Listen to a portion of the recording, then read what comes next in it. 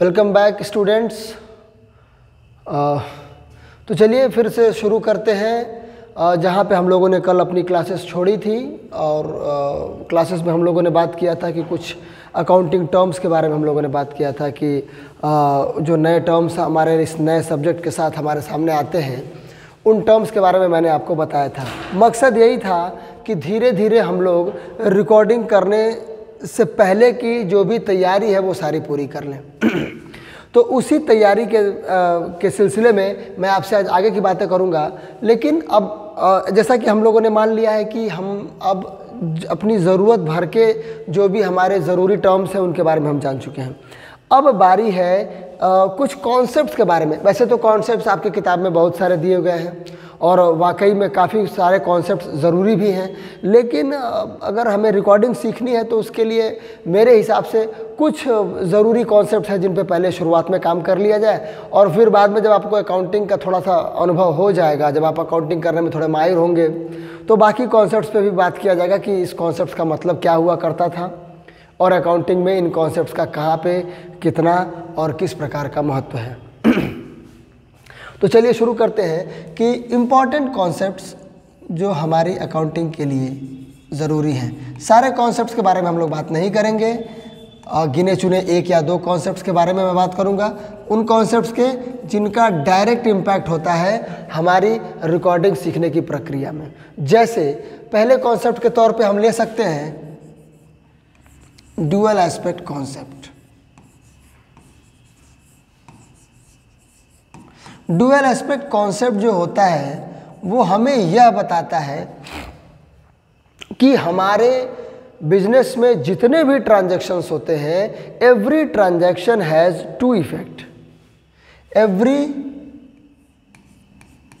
This concept tells us that every transaction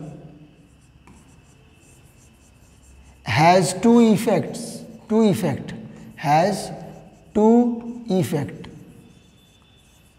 In Hindi we can say these two effect can be explained in Hindi, जो हम लोगों ने बात किया था लेन then, and in commerce they are also termed as debit and credit. तो हमें जब भी हमारे सामने कोई भी ट्रांजैक्शन आता है तो उसकी रिकॉर्डिंग करते समय हमें इस बात का ध्यान रखना है, क्योंकि रिकॉर्डिंग में हमें आपको पता भी है कि रिकॉर्डिंग में डेबिट और क्रेडिट दोनों चीज़ों की रिकॉर्डिंग होती है एक ही ट्रांजैक्शन में। तो हमें इस बात का निश्चिंत कंफर्म होना चाहिए कि इस ट्रांजैक्शन में भी डेबिट और क्रेडिट मिलेगा, और ज़रूरत है तो सिर्फ उस ट्रांजैक्शन में ढूंढने की कि इसमें कौन कौन से दो प्रभाव छुपे हुए हैं और किस प्रभाव को हम लोग डेबिट प्रभाव और किसको क्रेडिट प्रभाव के रूप में हम लोग अपनी बुक्स में रिकॉर्ड कर सकते हैं। और एक और कॉन्सेप्ट है जो मेरे हिसाब से रिकॉर्डिंग के लिए थोड़ा सा इम्पॉर्टेंट है, and that is separate entity concept.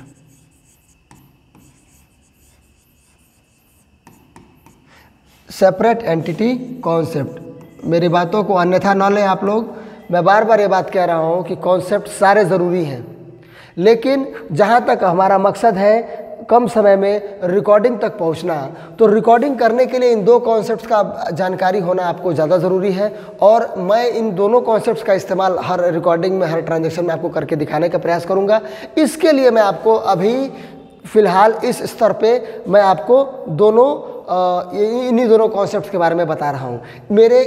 सिर्फ इन दोनों कॉन्सेप्ट को बताने का मतलब ये बिल्कुल हरगिज़ नहीं है कि सिर्फ यही दोनों कॉन्सेप्ट इंपॉर्टेंट है या सही है या ज़रूर मतलब कि इसको ही पढ़ने की आवश्यकता है। नहीं, आपको सारे कॉन्सेप्ट्स को पढ़ना है और सबको पढ़ेंगे भी हम लोग। तो सेपरेट एंटिटी कॉन्सेप्ट कहता है business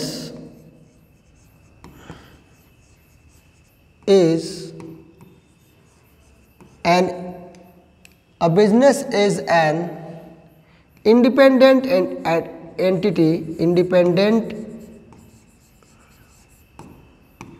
entity. It is exactly separate from its owner, अपने मालिक से अलग होता है। ये as per need of accounting, ये जो कॉन्सेप्ट है हमारी अकाउंटिंग के हिसाब से है, इसको आप कहीं और इम्प्लीमेंट करने का प्रयास न करें। अकाउंटिंग करते समय हमें इस बात का ध्यान रखना है कि व्यापार अलग और उसका मालिक अलग। अगर हम और भी अपने व्यवहारिक जीवन में इसका इस्तेमाल करेंगे तो लोग हमें पागल भी बोल सकते हैं और हमारे ऊपर और भी दुनिया भर के आरोप लग सकते हैं कि हमें बेवकूफ़ बनाने का प्रयास कर रहा है। लेकिन अकाउंटिंग करते समय अगर हम इस कॉन्सेप्ट को ध्यान में नहीं रखेंगे तो अकाउंटिंग करना हमारे लिए मुश्किल ही नहीं, लगभग इम्पॉसिबल हो जाएगा, क्योंकि ये कॉन्सेप्ट मेजर रोल प्ले करता है। तो हमारा अकाउंटिंग कहता है कि business is also a person an artificial person.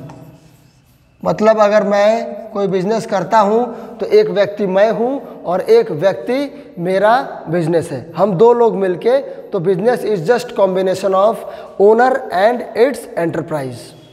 Okay, तो जैसा कि मैंने प्लान किया था कि आपको कुछ कॉन्सेप्ट्स बताऊंगा, तो कॉन्सेप्ट्स के बाद हम लोग आगे चलें। अब कॉन्सेप्ट्स को जानने के बाद रिकॉर्डिंग में और भी कुछ ज़रूरी चीज़ें हैं जिनके बारे में हम लोग बात करेंगे, और वो सबसे प्रमुख चीज़ है लेजर, जिसको हम लोग एक और नाम से जानते हैं अकाउंट, खाता।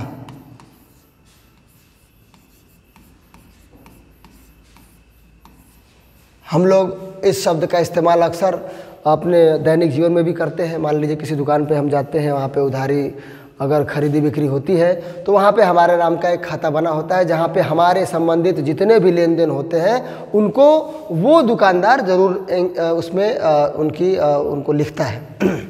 तो लेजर को अगर आपसे कहा जाए कि इसको ज़रा एक्सप्लेन करिए, तो ledger is a place in the book, a place in the books of account, खातों की किताब में एक ऐसी जगह where all effects related to one particular topic are collected. किसी भी एक नाम से संबंधित, किसी भी एक नाम पे पड़ने वाले सारे प्रभाव, अलग अलग ट्रांजैक्शन से उस अकाउंट पे जो भी प्रभाव पड़ रहा है, उस नाम पे जो भी प्रभाव पड़ रहा है, उस प्रभाव को हम लोग एक जगह पे इकट्ठा करते हैं, और जिस जगह पे इकट्ठा करते हैं वो जगह ही कहलाती है ledger. It is created with a name। Name बोला मतलब कि name of any expense, any asset, any liability, any revenue, किसी के भी नाम से। अब एक्सपेंस के नाम पे अगर मैं आपसे बोलूं कि ज़रा मुझे कुछ उदाहरण लिख के बताइए, तो आप कह सकते हैं सैलरी और रेंट। अगर मैं आपसे कहूं कि एसेट्स का कुछ उदाहरण बता दीजिए, तो आप बोल देंगे लैंड एंड बिल्डिंग। और आप बोल सकते हैं कैश अकाउंट, कैश या बैंक अकाउंट। अगर मैं आपसे लाइबिलिटी की बात करूं, तो आपके ज़बान से पहला शब्द निकलेगा कैपिटल अकाउंट, या फिर दूसरा bank account, bank loan account.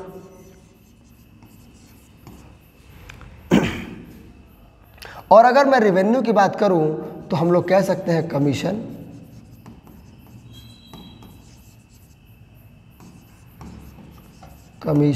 Received account. तो ये जो लेजर्स होते हैं ये इन सारे प्रकार के अकाउंट्स को इनसे रिलेटेड जितने भी इफ़ेक्ट्स होते हैं उनको एक ही जगह पे हम लोग इकट्ठा करने का प्रयास करते हैं। अब हम लोगों ने लेज़र बना लिया।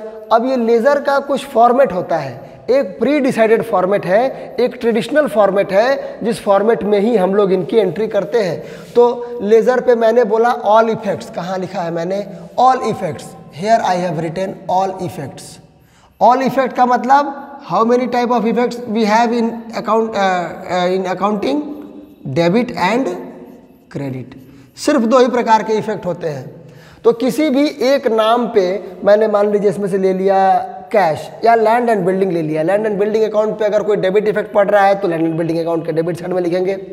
अगर लैंड एंड बिल्डिंग पे कोई क्रेडिट इफेक्ट पड़ रहा है तो लैंड एंड बिल्डिंग अकाउंट के क्रेडिट साइड में लिखेंगे। मतलब इससे क्या निकल के आता है कि हमारे लेज़र का एक फॉर्मेट होगा और उस फॉर्मेट की बनावट कुछ ऐसी होगी कि उसमें हम लोग डेबिट और क्रेडिट को अलग अलग लिख सके। तो यहाँ पे जो हमारा लेफ्ट हैंड साइड होता है लेजर का वो डेबिट साइड कहलाता है और right hand side credit side कहलाता है। यहाँ पे हम लोग अमाउंट के लिए एक कॉलम बनाते हैं, बीच में जर्नल फोलियो नंबर होता है और फिर एक डेट का कॉलम बनाते हैं हम लोग और उसके बाद विवरण का कॉलम होता है जिसे हम लोग पर्टिकुलर के नाम से जानते हैं। दोनों पक्ष में सेम कॉलम्स होते हैं। यहाँ भी एक अमाउंट होगा, फिर एक जीएफ होगा, फिर पर्टिकुलर और सबसे शुरू में डेट की कॉलम होगी। तो ये होता है फॉर्मेट। अगर तो मैं इस फॉर्मेट की मदद से आपको ये बताना चाहता हूँ कि ये जो लाइन है इसके लेफ्ट हैंड साइड में डेबिट साइड है, राइट हैंड साइड में क्रेडिट साइड है। तो अगर मेरा किसी भी एक लेजर को मैंने अगर सैलरी को उठा लिया है या फिर ऐसा मैंने कैश को उठाया है, मैंने कैश अकाउंट की बात करनी अगर शुरू की है, तो अगर कैश अकाउंट पे कोई भी डेबिट प्रभाव पड़ता है तो हम कैश अकाउंट के डेबिट साइड में लिखेंगे और अगर कैश अकाउंट पे कोई भी क्रेडिट प्रभाव पड़ता है तो हम कैश अकाउंट के क्रेडिट साइड में लिखेंगे। तो इस तरीके से लेजर्स के बारे में हम लोगों ने कुछ बातें की है और अब मैं इनका अब मैं मैंने लेजर के बारे में कुछ अगर हम चाहें तो इनको कह सकते हैं कि मीनिंग मैंने बताया आपको। फिर यहाँ से हम लोग देख सकते हैं कि मैंने आपको यहाँ पे एग्जाम्पल्स बताए हैं और फिर आप यहाँ पे देख सकते हैं कि मैंने आपको लेज़र का मीनिंग, एग्जाम्पल और फॉर्मेट तो मैंने बता दिया। अब बारी है लेज़र के टाइप को बताने की। तो चलिए लेज़र के टाइप की बात करते हैं। तो लेज़र के टाइप्स, टाइप ऑफ लेज़र,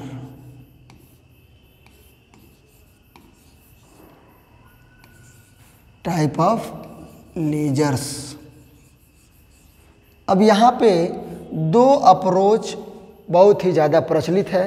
एक होता है हमारा ट्रेडिशनल अप्रोच और एक है हमारा मॉडर्न अप्रोच। ये सिर्फ अप्रोच है, कंटेंट इनके बिल्कुल समान है। ऐसा बिल्कुल नहीं है कि ट्रेडिशनल अप्रोच कुछ और कह रहा है मॉडर्न अप्रोच। ये सिर्फ अप्रोच है, कंटेंट बिल्कुल सेम है। उसको इधर से देखा गया तो ट्रेडिशनल अप्रोच और उसको दिशा कोई साइड चेंज करके देखा गया, कोई एंगल बदल के देखा गया तो वो मॉडर्न अप्रोच। कहने का मतलब है कि इसमें कंटेंट में जो रिजल्ट निकल के आएंगे मैं उनको कंपेयर करने का प्रयास करूँगा। आप देखेंगे कि रिजल्ट दोनों के सेम है, सिमिलर है बिल्कुल। तो ट्रेडिशनल अप्रोच में बोला गया कि लेजर जो होता है वो 2 प्रकार का होता है, पर्सनल और इम्पर्सनल।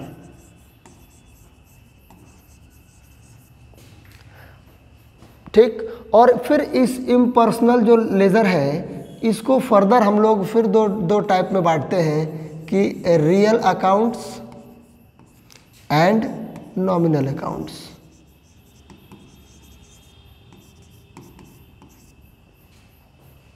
ठीक है, ट्रेडिशनल अप्रोच हमें कहता है कि लेजर हमारे मुख्य रूप से 3 प्रकार के होते हैं, पर्सनल,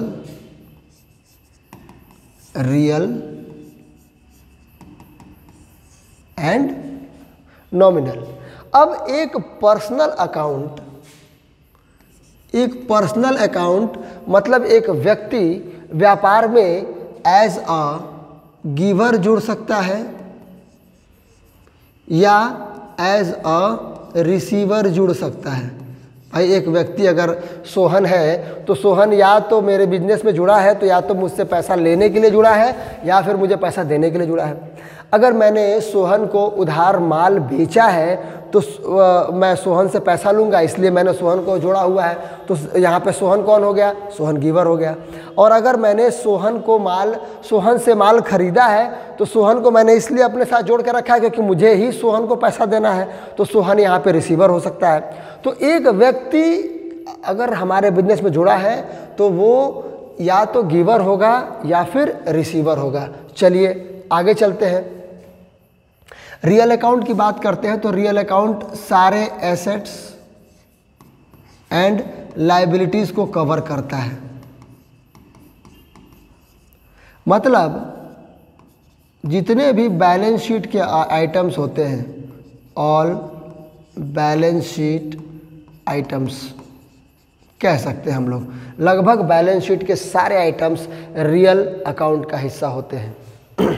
और आगे चले हम लोग तो नॉमिनल अकाउंट को हिंदी में कहते हैं। मैं हिंदी बताना ज़्यादा प्रेफर करता हूँ। जो बच्चे मुझसे पढ़े हैं उनको पता होगा कि मैं हिंदी बताने का प्रयास करता हूँ, इसलिए ताकि हिंदी बताने की वजह से क्या होता है कि कई बार मुश्किल चीज़ें भी आसान हो जाती हैं। हिंदी हमारा मदर टंग है तो चीज़ें हमें इसमें समझ में आनी शुरू हो जाती हैं। नाम मात्र का मतलब ये जो नॉमिनल अकाउंट जिस प्रकार का लेजर है ये इंक्लूड करता है ऑल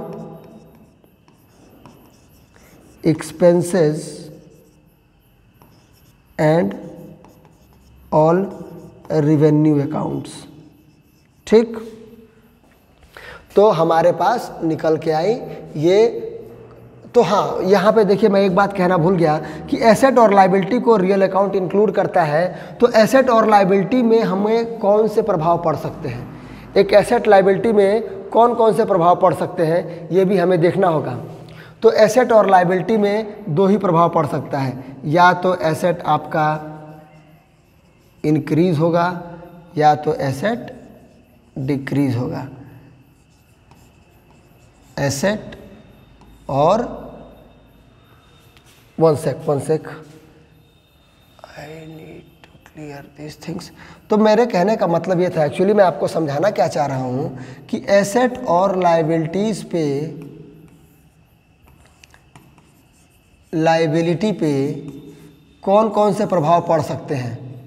तो ये जो प्रभाव हैं इन पे क्या क्या प्रभाव पड़ सकते हैं, या तो ये इंक्रीज हो रहे होंगे या तो फिर ये डिक्रीज होंगे। ठीक, और अब हमारे पास मिल गया, एक व्यक्ति हमारे बिजनेस में दो तरीके से जुड़ेगा।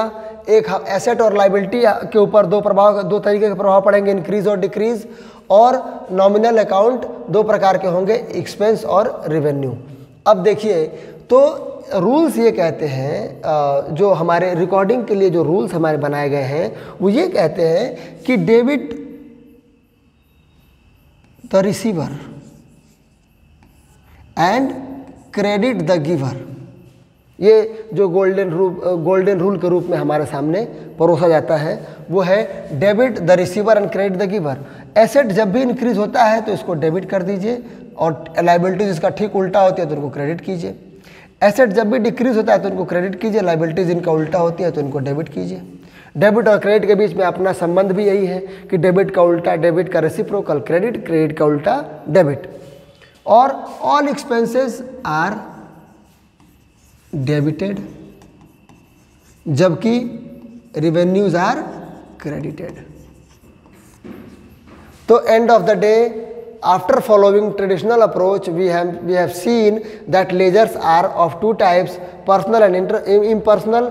Personal account, real account and nominal account. In these three types we can classify a ledger according to traditional approach, and we have seen that what are the situations, what are the effects related to personal account are debited or credited, what are the effects related with real account or nominal account, and when they are debited and credited.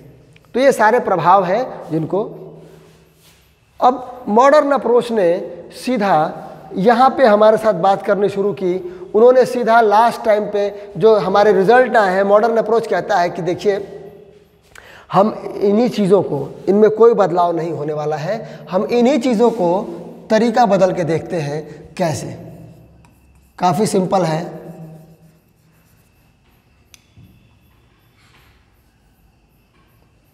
Modern approach कहता है कि ledgers are of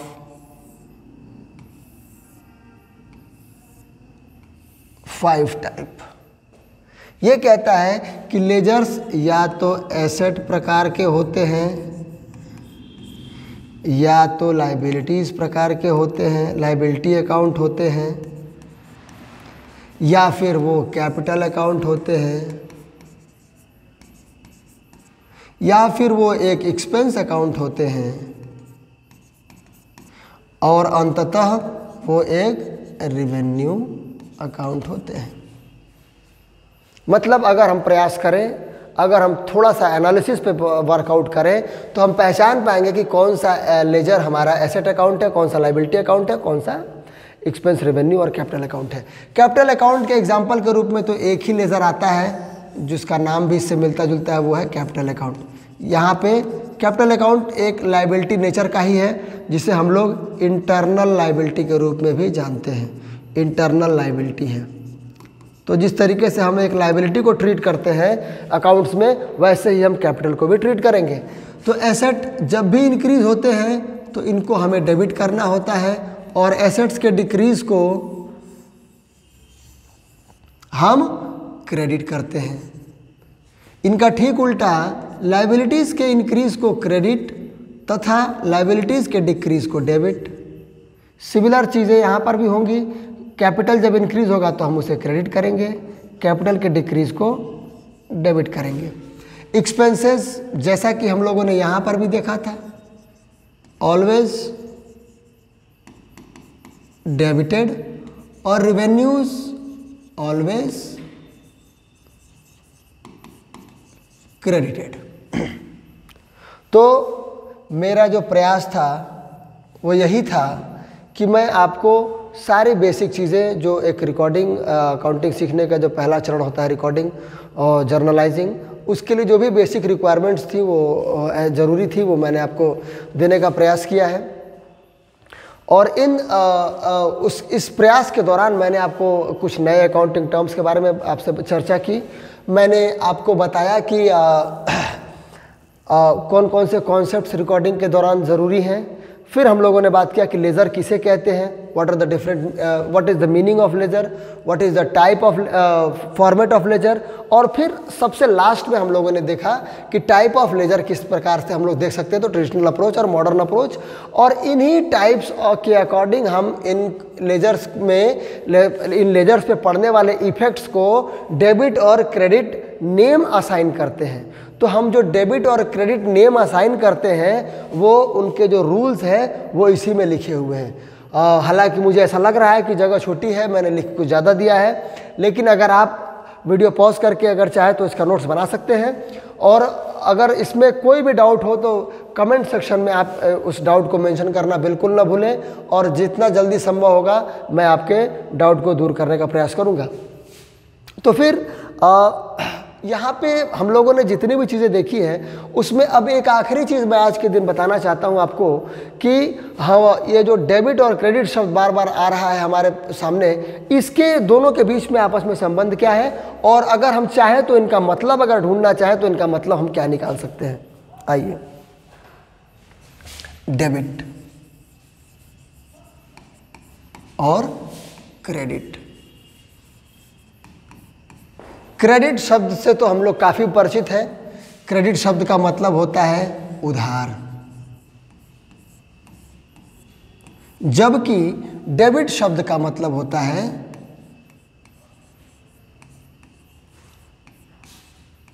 अधिकार।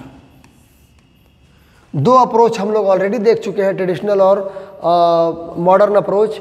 अब इस approach पर भी हम लोग एक बार बात करते हैं कि दोनों शब्दों के मतलब आपके सामने हैं। डेबिट का मतलब अधिकार, क्रेडिट का मतलब उधार। तो जब भी हमारे किसी ट्रांजैक्शन से हमारे डेबिट में इंक्रीज होता है हमारे अधिकारों में वृद्धि होती है तो हम उन चीज़ों में जिन चीज़ों के अधिकार में वृद्धि हो रही है उनको हम लोग क्या करते हैं, डेबिट करते हैं। और जहाँ भी हमारे अधिकारों में कमी या उधार में वृद्धि होती है तो हम उनको क्रेडिट करते हैं। तो हम ऐसा कह सकते हैं कि थिंग्स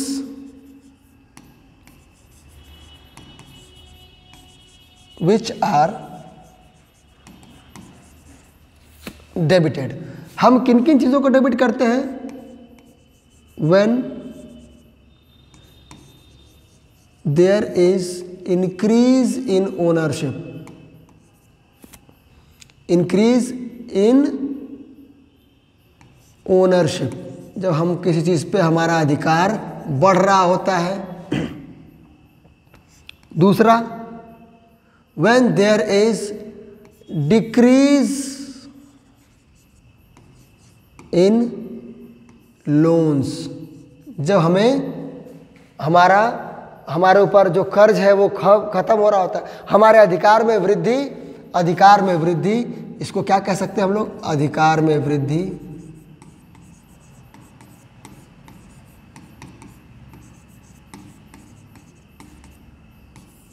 और दूसरा कब डेबिट होगा, कर्ज में कमी। ये दो चीज़ों को आप ध्यान में रख सकते हैं। अब आते हैं क्रेडिट पे। तो क्रेडिट में हम लोग उन्हीं चीज़ों को, किन को क्रेडिट करते हैं, क्रेडिट हम उन चीज़ों को करते हैं जब हमारे उधार में वृद्धि,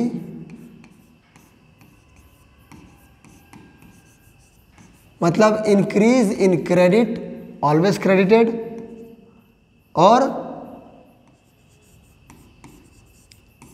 अधिकार में होने वाली कमी। ठीक, तो अगर हम पिछले जो भी हमारे पिछली साइड थी, प्रीवियस साइड पे अगर हम जाएं तो हम देखेंगे कि इस प्रीवियस साइड में आप देखिए कि अगर एसेट्स को डेबिट कब किया गया है, जब हम लोगों ने एसेट हमारे इंक्रीज़ हो रहे हैं। हमारे एसेट कब इंक्रीज़ होते हैं, जब एसेट्स को हम परचेज़ करते हैं। परचेज़ करते हैं मतलब कि अब उस एसेट पे जो अभी तक दुकानदार के नाम पे था, मान लीजिए बोर्ड किसी दुकान में रखा हुआ है और मैं गया वहाँ पे, मैंने उसको पैसा दिया और ये बोर्ड मैंने खरीद लिया। तो कुछ देर पहले तक इस बोर्ड का मालिक वो दुकानदार था, लेकिन अब इस बोर्ड का मालिक मैं हूँ। तो मेरे अधिकारों में क्या हुई, मान लीजिए मेरे पास एक बोर्ड था पहले से, अब मेरे पास एक और बोर्ड खरीद लिया, मेरे पास 2 बोर्ड हो गए। तो मेरे अधिकार में जितने बोर्ड्स थे उनमें इंक्रीज़ हुआ, मतलब मेरे अधिकारों में वृद्धि हुई। तो मैं जो मेरे पास बढ़ने वाले अधिकार है, जैसे इस बोर्ड को मैंने खरीद लिया, तो ये क्या हो गया, हमारा ये डेबिट हो गया, क्योंकि हमारे अधिकारों में वृद्धि हो रही है। और अगर मैंने इसी 2 बोर्ड में से एक बोर्ड को सेल कर दिया तो फिर अब मेरे पास सिर्फ एक ही बोर्ड पर मेरा अधिकार रह गया। तो ये घटना जो है वो हमें क्रेडिट की तरफ, हमारे बोर्ड को हमको अपने ट्रांजैक्शन में, अपने रिकॉर्डिंग में उसको क्रेडिट करना होता है। तो मैंने प्रयास किया है, अगर इसमें भी कुछ डाउट रहता है तो आप मुझसे मेरे कमेंट सेक्शन पे आके बात कर सकते हैं। वैसे तो इन चीज़ों को समझने के लिए ये आपके नोट्स प्रिपरेशन में आपकी हेल्प करेंगे, और जब भी कॉन्सेप्ट वाइज आपको कोई बातें करनी होंगी तो आप इनकी हेल्प लेके अगर आप आगे जाएंगे तो आपको मदद मिलेगी ज़रूर। और मुझे पूरा यकीन है कि आप लोग मेरा वीडियो देख भी रहे होंगे और देखने के साथ साथ नोट्स भी बनाते होंगे। और जितने भी आपके मित्रगण हैं जो कि आपके सेम स्ट्रीम में हैं, कॉमर्स से जुड़े हुए हैं, उनको मेरा वीडियो ज़रूर शेयर कीजिए। मेरा एक प्रयास है, हो सकता है कि हमारे वीडियोस में अभी वो क्वालिटी न हो, लेकिन आने वाले समय में मैं आपको इससे बेहतर क्वालिटी देने का वादा करता हूं, और निरंतरता बनी रहेगी। मैं नियमित आपके साथ जुड़ा रहूंगा, और जो भी आपकी परेशानियां हैं कमेंट सेक्शन में अपनी परेशानियां लिखना ना भूलें। और भी कुछ काम है जो आपको करने हैं, अपने फीडबैक देते रहिए। अपने इस जो चैनल है, जो आपका चैनल है, उसको सब्सक्राइब कीजिए, अपने दोस्तों में शेयर कीजिए, लाइक्स बढ़ाते रहिए, और फिर मिलते हैं। Thanks, all the best.